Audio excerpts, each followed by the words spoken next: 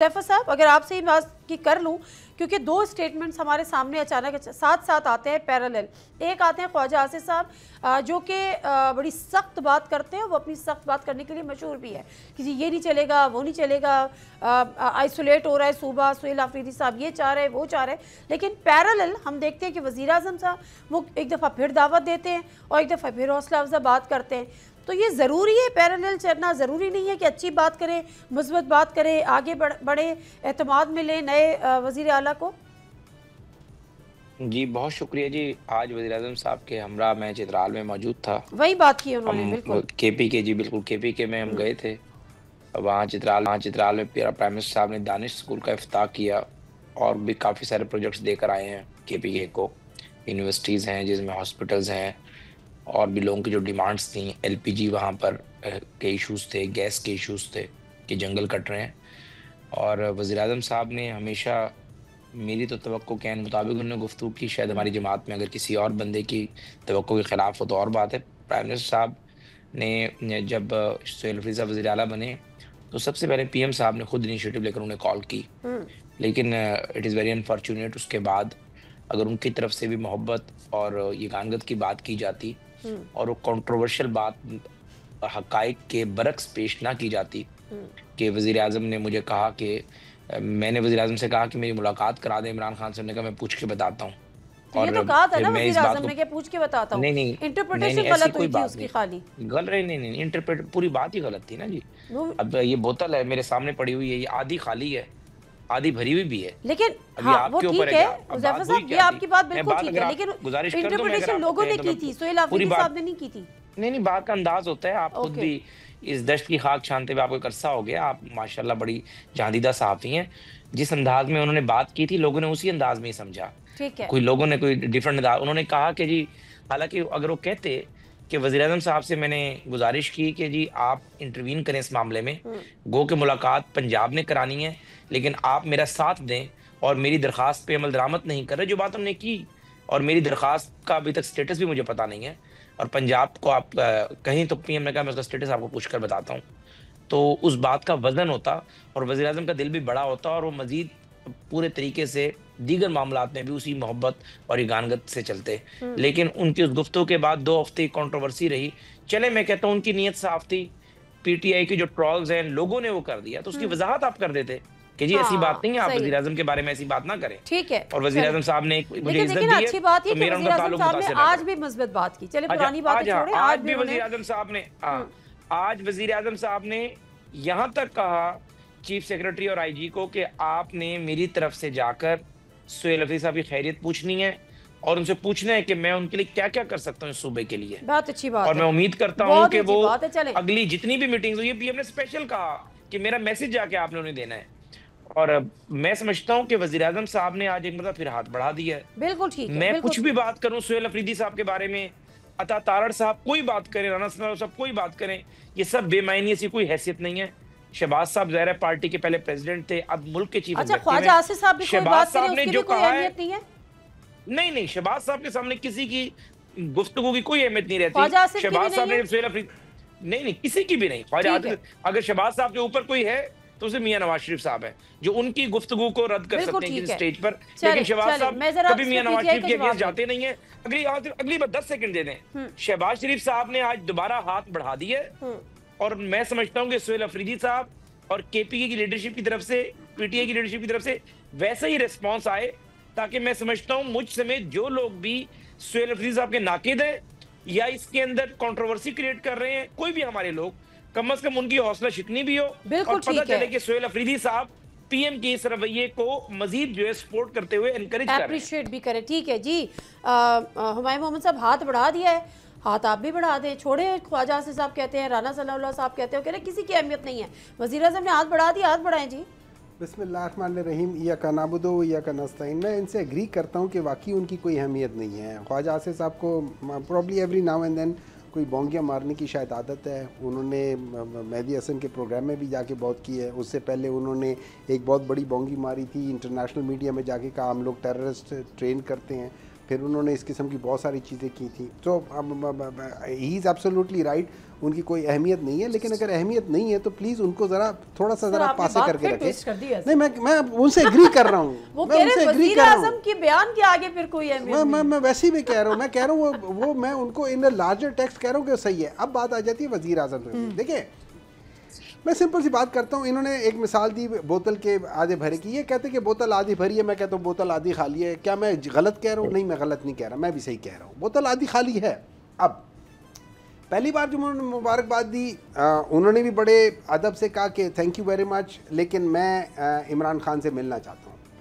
अब I don't know कि prime minister साहब ने उनको क्या कहा कि मैं किससे पूछता हूँ, या मैं ये क्या है इंटीरियर मिनिस्ट्री से या फलाने से या जो भी है, या मैं इस पे इंक्वायर करके करता हूँ, जिसको उर्दू में पूछना कहते हैं। मतलब शायद इन बाद लोगों को नहीं समझ आती होगी। उन्होंने एक आध दफ़ा बाद लोगों ने कहा कि उन्होंने कहा था मैं ज़रा इस पर इंक्वायरी करता हूँ। इंक्वायरी को पूछना ही कहते हैं, तो वो पूछना है। वो साहब को समझ नहीं आई, उन्होंने उसको उर्दू में बता दिया कि यार, उन्होंने कहा कि मैं पूछ के बताता हूँ। अब किससे पूछ के बताता हूँ? उन्होंने तो नहीं कहा ना किससे पूछ के बताता हूँ। अब लोग प्रिज्यूम करने शुरू हो गए कि वो पूछ के बताना, पता नहीं डोनाल्ड ट्रंप से पूछेंगे, आपसे पूछेंगे, मुझसे पूछेंगे। सलूटे तो मारते हैं, तो जिसको सलूट मारते हैं इंसान अक्सर उससे पूछ लेता होता है कि भाई आप बताओ, शायद मुझे समझ नहीं आती। तो उस लिहाज से था। अब रही बात हाथ बढ़ाना, देखिए बहुत अच्छी बात है, हाथ बढ़ाना चाहिए, आप बिल्कुल करो। लेकिन आपको पता है कि सोहेल अफरीदी को क्या चाहिए? सोहेल अफरीदी को अगर आप चाहते हो ना, मैं आपको बताता हूँ, आप सिंपल जाके कहो कि सोहेल साहब कल सुबह 9 बजे, कल सैटरडे है, आज उनका भी फ़ोन करें, ये उनके एडवाइज़र है, आज उनको फ़ोन करें प्राइम मिनिस्टर साहब से बात करके कि जी सोहेल अफरीदी साहब को सुबह 9 बजे इमरान खान से मिलने दें। Irrespect of that, he is a chief minister of one province, he is a chief minister of one province, let him meet Imran Khan. मुझे समझ ये नहीं आती इनको डर किस बात का है। देखिए खौफ तो है, किस चीज़ का खौफ है? खान साहब से मिलेंगे तो क्या हो जाएगा? आपको पता है इन लोगों ने तो वैसे भी हो जाती है। मुझे ऐसे लगता है एस्टैब्लिशमेंट ने इनको डरा के रखा हुआ है। वो नहीं होता कि जैसे किसी ज़माने में हम सुना करते थे कि यहाँ पे कोई एक बहुत बड़े लैंड ग्रैबर थे, उन्होंने अपने घर में कोई वो शेर सा रखा हुआ था, तो जब कोई डील वील करते थे वो बुला के वो सामने शेर को वो बकरी खिला देते थे और वो शेर उसको झपट के खाता था, तो अगले डर सहम के ये कर लेते। तो प्रॉब्ली ये उसी किस्म के डरे हुए उससे बहुत सख्त। बचपन बहू आया हम नहीं सुनते थे बचपन में, तो ये वही वाले एग्जाम्पल देने जा रहे हैं। सर कमरान साहब, आप बड़ी इत्तेहादी है पीपल्स पार्टी, आपका इस पे क्या, पीपल्स पार्टी का इस पे क्या मौक़िफ़ है? ये जो सारा मसला ये है कि एक मुलाकात हो जाए, और मुझे लगता है कि मुलाकात ठीक है, ऑप्टिक्स के लिए अच्छी है, लेकिन मैसेजिंग तो वैसे भी हो जाएगी। अलीमा खानम साहिबा मिल रही हैं, दीगर मिल रहे हैं, मैसेजेस हैं, तो जैसे अब कहा उन्होंने कैबिनेट बना लें, उन्होंने कैबिनेट भी बना ली, ठीक है, मुलाकात होनी चाहिए। पीपल्स पार्टी क्या कहती है? देखिए बात ये, पीपल्स पार्टी को तो मेरे ख्याल में हमेशा फंडामेंटल राइट्स के लिए पीपल्स पार्टी जो है वो एक स्टैंड लेती है, और हम समझते हैं मुलाकात होने में कोई हर्ज नहीं है, हो जानी चाहिए। लेकिन अब ये देखना है नादिया कि मुलाकात वो इमरान खान साहब खुद नहीं करना चाहते हैं, मुलाकात इनकी हो नहीं रही, क्योंकि उनके पास एक फहरिस्त जाती है ना जिस पर वो एग्री करते हैं, वो मुलाकातें तो हो जाती हैं।